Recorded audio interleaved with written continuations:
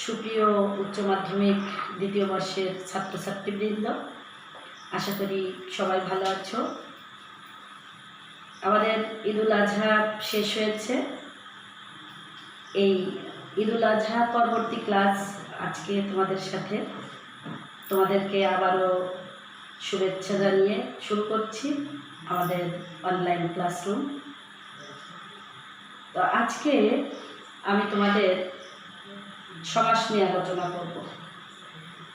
এর আগে তোমাদের সাথে আমার কবিতা, গল্প, অনেক কিছু নিয়ে আলোচনা হয়েছে। দ্বিতীয় বর্ষের শিক্ষার্থীরা, তোমাদের সিলেবাসের কোনো কিছু বাকি নেই। সমাসও আমি তোমাদের শেষ করেছি সরাসরি ক্লাসে। তারপরেও এতদিনে হয়তো আবার ভুলতে বসেছ। ফার্স্ট ইয়ারে আমি সমাস করিয়েছিলাম, আবার একটু তোমাদের স্মরণ করিয়ে দিই। সমাসগুলো আমরা একদম পুঙ্খানুপুঙ্খভাবে জানব। তোমরা খাতা কলম নিয়ে রেডি হও। আমি তোমাদেরকে বোর্ডে লিখে দিব এবং মুখেও বলবো। তোমরা সুন্দর করে তথ্যগুলো কালেক্ট করো, খাতায় লিপিবদ্ধ করো, পরবর্তীতে তোমাদের কাজে দেবে। আর সমাস আমাদের বোর্ডে আসবেই প্রতি বছর। এই কোশ্চেনটা কিন্তু থাকবেই তোমাদের, যে ব্যাসবাক্য সহ সমাস নির্ণয় করো। 5টি, 7টি দেওয়া থাকবে, তার ভিতর 5টি তোমাদের আলোচনা করতে হবে, ব্যাসবাক্য সহ তুলে দিতে হবে। এখন বোর্ডে কিভাবে লিখবে ওইটাও কিন্তু আমি তোমাদের বারবার বোর্ডে লিখে দিয়েছি, আবারও দিব। তো চলো আজকে শুরু করা যাক যে সমাস কি, উহা কত প্রকার, কী কী, সমাসের সাথে আর কিসের কিসের সম্পর্ক আছে, পার্থক্যটা কোথায়, প্রয়োজনীয়তা কি, এগুলো নিয়ে আজকে আমরা আলোচনা করব। সমাস কি? সমাস শব্দের অর্থ সংক্ষেপণ।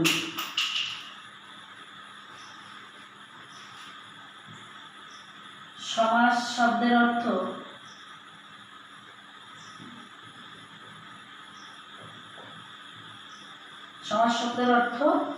সংক্ষেপণ।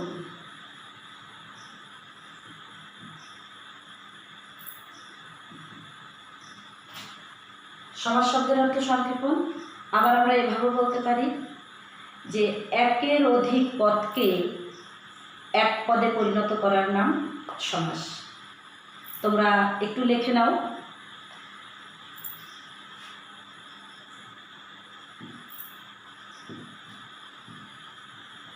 একের অধিক পদকে এক পদে পরিণত করার নামই সমাস। তাহলে আমরা কি বলবো? যে একের অধিক পদকে এক পদে পরিণত করার নামই সমাস। সমাস 6 প্রকার।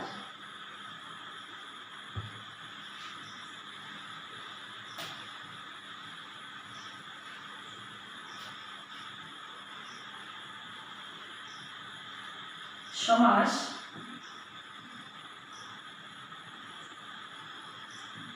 6 প্রকার, যথা 1 নম্বরে আমরা দিই দ্বন্দ্ব সমাস, 2 নম্বরে দ্বিগু সমাস, 3 নম্বরে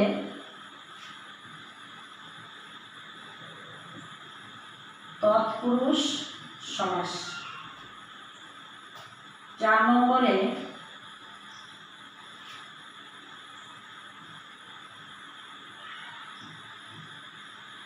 কর্মধারয় সমাস,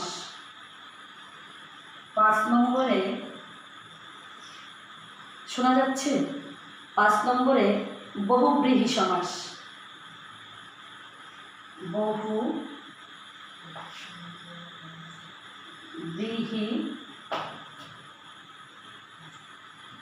বহুব্রীহি সমাস। 6 নম্বরে অব্যয়ীভাব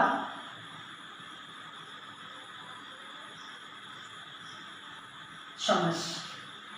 ডট ডট দিয়েছি, আবার তোমরা সমাসও লিখতে পারো, যাই হোক অসুবিধা নেই। তাহলে সমাস কত প্রকার? 6 প্রকার। কি কি? দ্বন্দ্ব সমাস, দ্বিগু সমাস, তৎপুরুষ সমাস, কর্মধারয় সমাস, বহুব্রীহি সমাস আর অব্যয়ীভাব সমাস। প্রত্যেকটা সমাস আমাদেরকে ভালোভাবে বুঝতে হবে যে কোন সমাস দেখলেই আমরা বুঝতে পারবো ওটা ব্যাসবাক্য বা বিগ্রহ বাক্য, ওটা বিশ্লেষণ করলেই আমরা বুঝতে পারবো কোনটা কোন সমাসে পড়েছে। আমরা এভাবে এগিয়ে যাব। যাই হোক, সমাসগুলো তোমরা আবার একটু খেয়াল করো যে 6 প্রকার সমাস লিখে ফেলতে পারো, বা কাছে বই থাকলে ওটা টিক দিয়ে রাখতে পারো, কোনো অসুবিধা নেই। আমি একটু মুছে দিচ্ছি।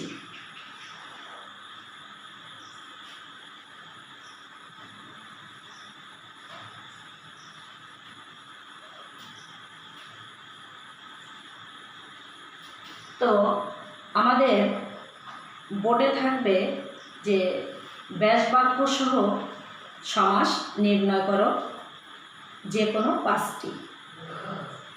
সেই ক্ষেত্রে আমাদের কি করতে হবে? আমাদের থাকবে 7টি বা 8টি সমাসবদ্ধ পদ থাকবে। ওটাকে আমাকে ভাঙতে হবে, আমাদের ভেঙে আমাদেরকে দেখিয়ে দিতে হবে যে কোনভাবে আমাদের লিখতে হবে। আমি একটু তোমাদের স্মরণ করিয়ে দিচ্ছি ফরম্যাটটা কেমন হবে। যে প্রথমেই থাকবে প্রদত্ত শব্দ, তারপর টান দিয়ে লিখবে ব্যাসবাক্য,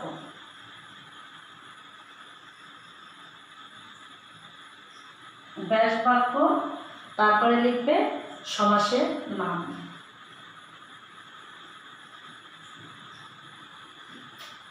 তাহলে প্রথমেই প্রদত্ত শব্দ, ব্যাসবাক্য, সমাসের নাম। জাস্ট এটা স্মরণ করিয়ে দেওয়ার জন্য আবার আমি তোমাদের একটু ফরম্যাটটা দেখিয়ে দিলাম। তো আজকে আমরা আগেই ব্যাসবাক্য সহ সমাস নির্ণয় করব, কিন্তু তার আগে আমাদের কিছু পরিভাষা জানতে হবে। সমাসের কিছু পরিভাষা আছে, ওগুলো জানতে হবে যে কোনটা সমস্যমান পদ,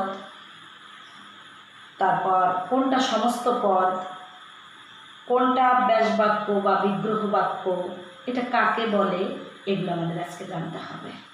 ঠিক আছে? তাহলে দেখো যে সমাসের যে পরিভাষা, একটা শব্দ তার পূর্বের কিছু পদ আছে, পরের কিছু পদ আছে, অনেকগুলো পদ মিলেই তো সমাস। সেই পূর্বের পদকে কি বলা হয়, পরবর্তী পদকে কি বলা হয়, এই জিনিসগুলো একটু লিখে নাও। আগেই লেখো সমস্যমান পদ। সমস্যমান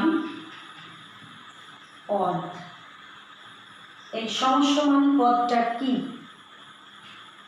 আমরা এভাবে বলতে পারি, যেসব পদের সমন্বয়ে সমাস হয়, যে সমস্ত পদের সমন্বয়ে সমাস হয় তাদের প্রত্যেকটিকে সমস্যমান পদ বলে। তাহলে আমরা কি লিখতে পারি? যে সমস্ত পদের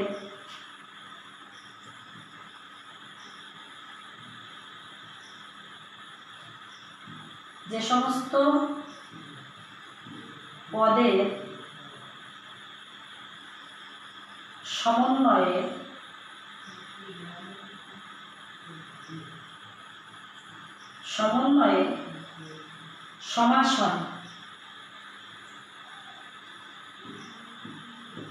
সমাস হয়,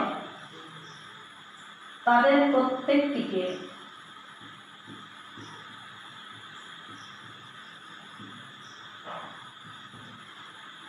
প্রত্যেকটিকে সমসমান পদ বলে।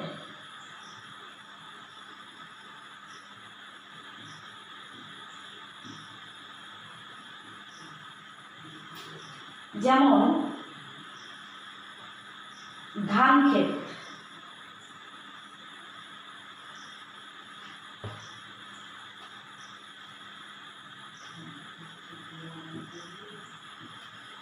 যেমন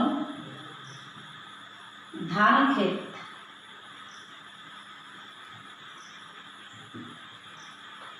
এখানে কি হবে? ধানের ক্ষেত।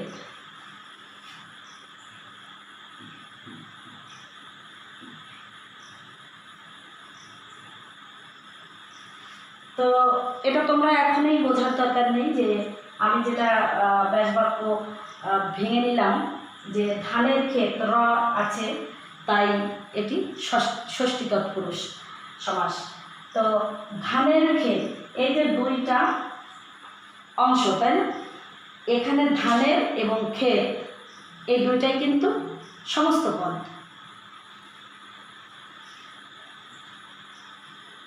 এখানে ধানের ও ক্ষেত এ দুটোই সমস্ত পদ, সমসমান পদ।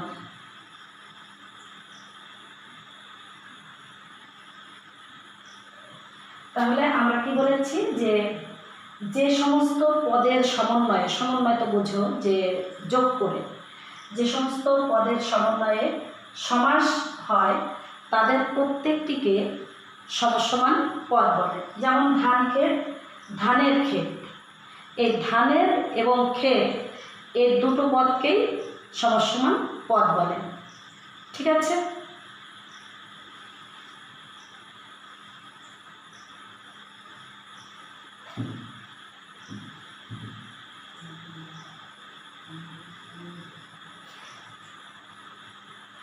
এবার আমরা আসি সমস্ত পদ।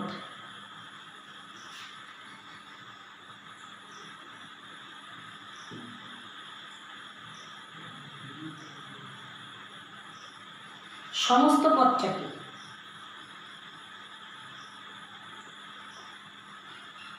সমাসবদ্ধ বা সমাস নিষ্পন্ন পদকেই সমস্ত পদ বলা হয়। সমাসবদ্ধ বা সমাস নিষ্পন্ন পদকেই সমস্ত পদ বলা হয়। তাহলে আমরা কি বলতে পারি? সমাসবদ্ধ পদকে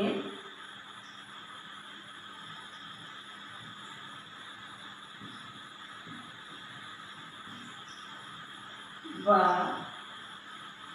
সমাস নিষ্পন্ন পদকে, তাই না? সমাস নিষ্পন্ন পদকে সমস্ত পদ বলে।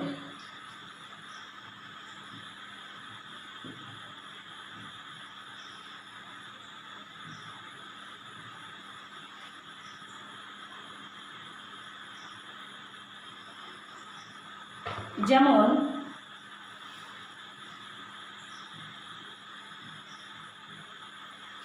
সিংহ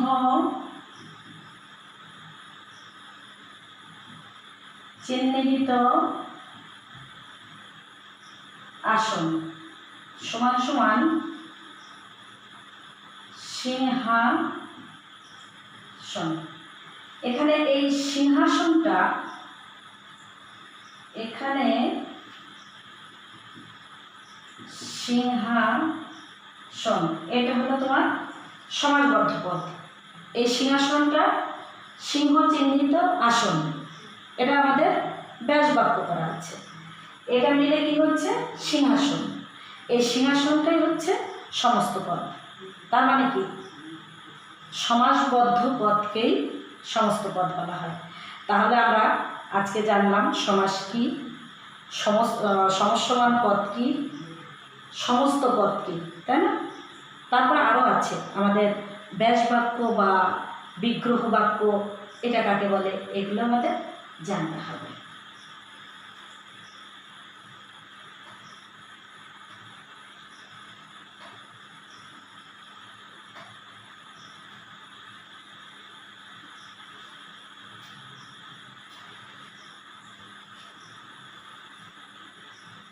এবার আসো ব্যাস বাক্য বা বিগ্রহ বাক্য।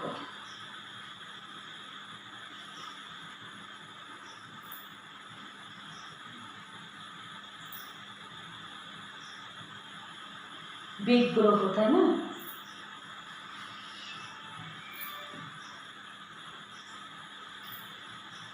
ব্যাস বাক্য বা বিগ্রহ বাক্য কাকে বলে? খেয়াল করো, আমরা এক কথা বলতে পারি, সমস্ত পদকে বিশ্লেষণ করলে যে বাক্য তৈরি হয় তাকে ব্যাস বাক্য বলে। সমস্ত পদকে আমরা জানি যে সমাসবদ্ধ পদকেই সমস্ত পদ বলা হয়। তাহলে কি বলতে পারি, সমস্ত পদকে বিশ্লেষণ করলে, সমস্ত পদকে বিশ্লেষণ করলে, সমস্ত পদকে বিশ্লেষণ করলে যে বাক্য তৈরি হয়, করলে যে বাক্য তৈরি হয় তাকে ব্যাস বাক্য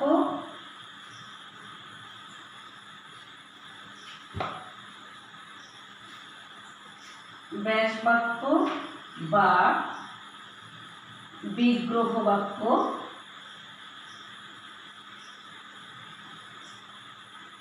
বলে। তাহলে কি হলো, যে সমস্ত পদ মানেই হচ্ছে সমাসবদ্ধ পদ। সেই সমাসবদ্ধ পদকে বা সমস্ত পদকে বিশ্লেষণ করলে যে বাক্য তৈরি হয়, ওটা তো আর একটা শব্দ না, ওটা একটা বাক্য হতে হবে। যে বাক্য তৈরি হয় তাকে ব্যাস বাক্য বা বিগ্রহ বাক্য বলা হয়। আমরা ব্যাস বাক্যকে বিগ্রহ বাক্য বলতে পারি। তোমাদের এই নামগুলো অবশ্যই জানা উচিত। তাহলে ঠিক আছে, এটুকুন তুলে নাও।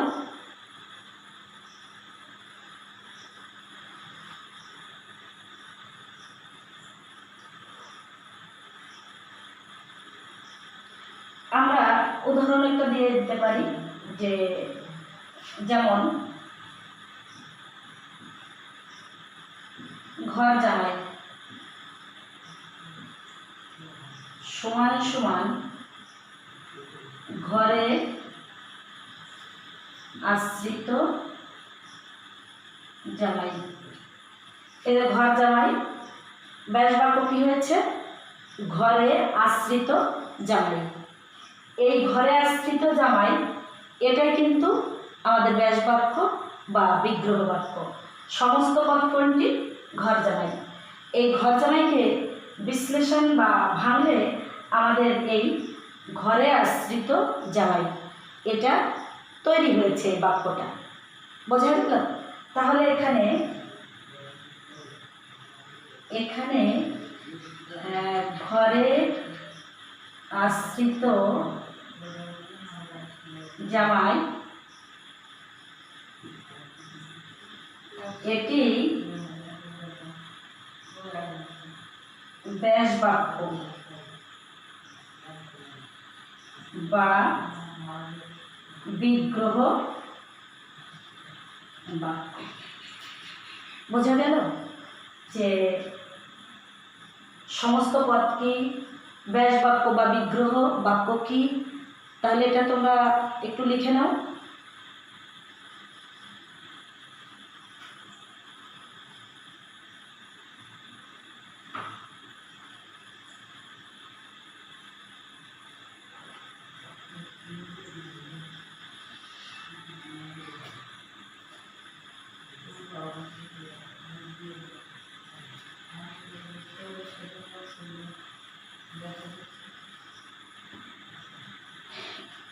এবার আমরা সমাসের পূর্ব পদটা কি আর উত্তর পদ কি এই জানব। তাহলে লেখো পূর্বপদ ও উত্তর পদ।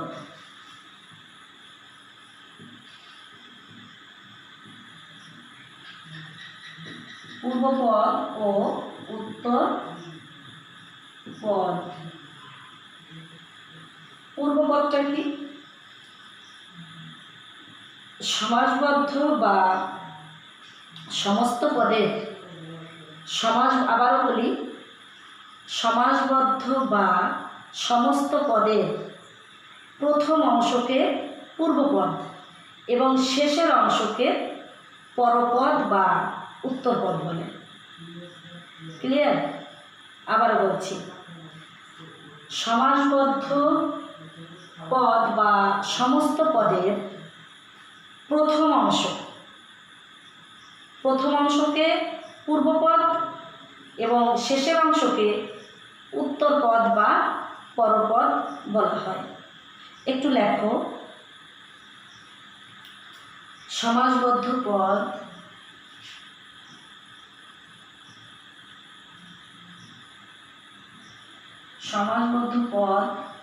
বা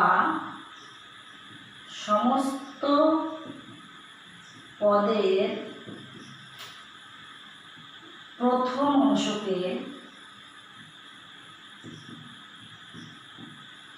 অংশকে পূর্বপদ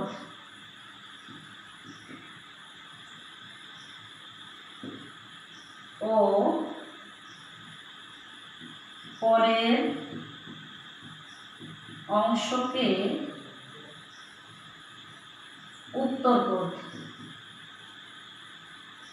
বা পরপদ বলা হয়। তাহলে কি লিখলাম? সমাসবদ্ধ পদ বা সমস্ত পদে প্রথম অংশকে পূর্বপদ ও পরের অংশকে উত্তরপদ বা পরপদ বলা হয়। এবার আমরা একটা উদাহরণ দিয়ে এটা বিশ্লেষণটা করে ফেলি। যেমন কুসুমের মতো কোমল। একটু মুছে দিই।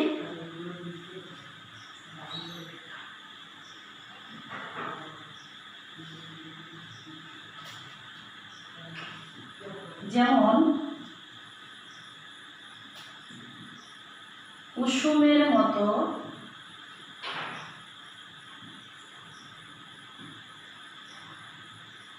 কোমল। কি হবে? কুসুম কোমল।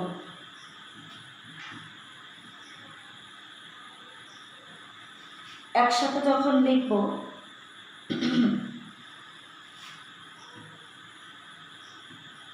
কুসুম কোমল, কুসুমের মতো কোমল, কুসুম কোমল। এবারে পূর্বপদটা কোনটা? পূর্বপদ হচ্ছে কুসুমের, আর পরপদ কোনটা?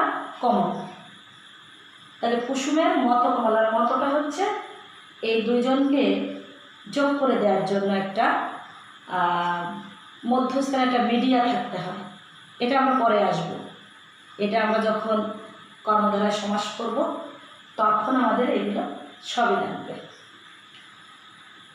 তাহলে কি হলো যে কুসুম পূর্বপদ, এখানে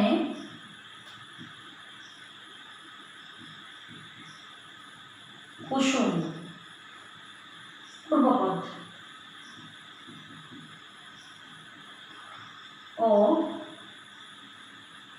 কোমল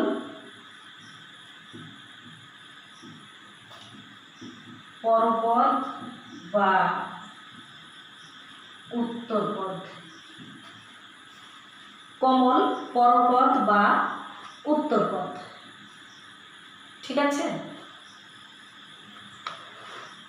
এরপরে আমরা শিখব শব্দ গঠনে সমাসের যে গুরুত্ব। কি কি উপায়ে আমাদের শব্দ গঠন করতে হয়, সেই শব্দ গঠনের ক্ষেত্রে আমাদের সমাস কিভাবে উপকারে আসে, তার গুরুত্বটা কতটুকু, এটা আমাদের জানতে হবে। প্রত্যেকেই ব্যাকরণ বই কিনে ফেলবে। তোমাদের সিলেবাসেও দেওয়া আছে যে ব্যাকরণ বইয়ের অন্তত 3টা নাম দেওয়া আছে। তোমরা একটা কিনলেই হবে, ব্যাকরণ সবই ভালো, তারপরেও যে 3টা সিলেবাসে নাম দেওয়া আছে ওর ভিতর থেকে কেনার চেষ্টা করবে, ওইগুলো ভুল ত্রুটি একটু কম থাকে বা সুন্দর মতো দেওয়া থাকে।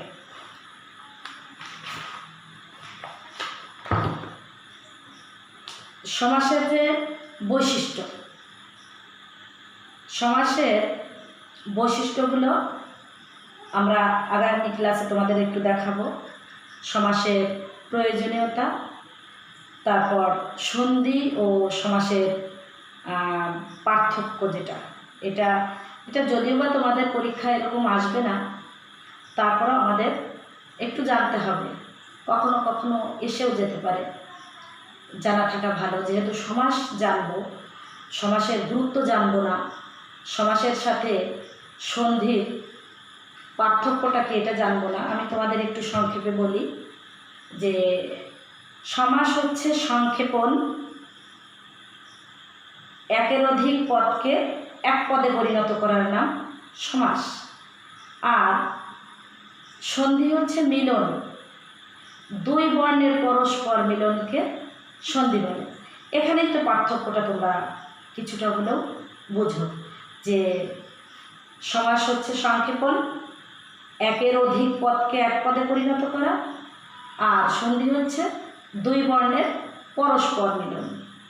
যাই হোক, এটা বেশ অনেক বড় তোমাদের সমাসের বৈশিষ্ট্য, তারপর সমাসের যে প্রয়োজনীয়তা এবং সন্ধি ও সমাসের যে পার্থক্য, এটা একটু গ্রামার বই দেখে তোমরা পড়ে নিও, এটা তোমাদের বাসায় পড়া থাকলো। তো আজকে এই পর্যন্ত, সবাই ভালো থেকো, সুস্থ থেকো, আগামীতে আবার কথা হবে। আমরা সমাস নিয়ে আমাদের বেশ কয়েকটা ক্লাস নিতে হবে, যেটা তোমাদের আমি আগেও নিয়েছি এবং বেশ সময় ধরেই কাজগুলো করেছি। তো ভালো থেকো, তোমাদের শুভকামনায় শেষ করছি।